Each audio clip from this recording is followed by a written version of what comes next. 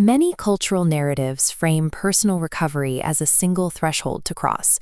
We picture a steady march toward a definitive horizon, where our struggles finally reach a permanent conclusion.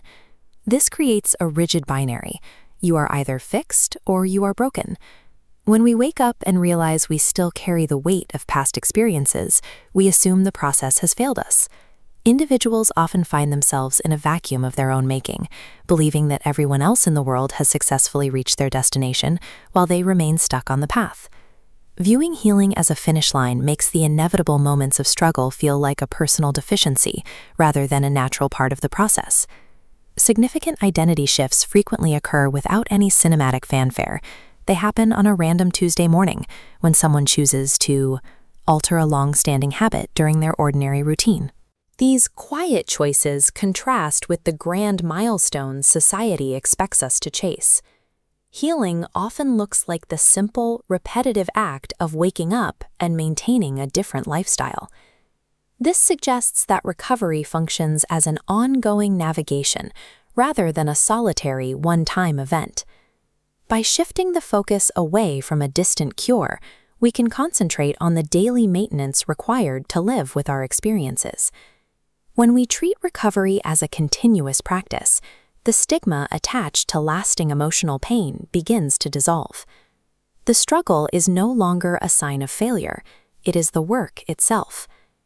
To understand how these changes take hold, we have to look at the individual environment where identity is built. Human recovery resists standardized empirical definitions. Because our histories are unique, the path to resolution cannot follow a universal medical template. This process operates as an art form, a subjective experience that takes the shape of whatever the individual allows it to be.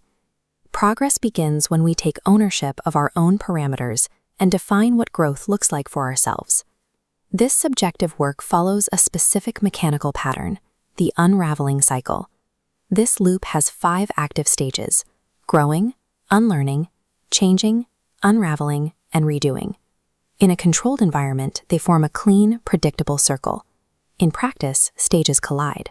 We unravel while growing, or redo past steps. This friction forces us to actively shed who we were. That friction, the act of letting go of an old identity, is the source of the profound grief that accompanies personal change. Feeling this sadness is often misinterpreted as a setback. However, its presence indicates that the process is actually in motion. This grief serves as evidence that the internal unlearning is working. You are feeling the weight of something being left behind. The discomfort of redoing and unlearning becomes the energy that sustains a person's continued evolution throughout their life. If we zoom out from the individual and look at the broader human experience, the scale of this cycle becomes clear. Because the loop of unlearning and redoing is a lifelong process, most people are navigating some form of recovery at any given moment. This shared rhythm of loss and growth creates a common ground between strangers. Our collective experience is built on these individual cycles of grief. Since everyone experiences this constant state of change, the struggle of healing is a baseline characteristic of human life, rather than a rare anomaly. Recognizing that this work is universal changes how we view ourselves.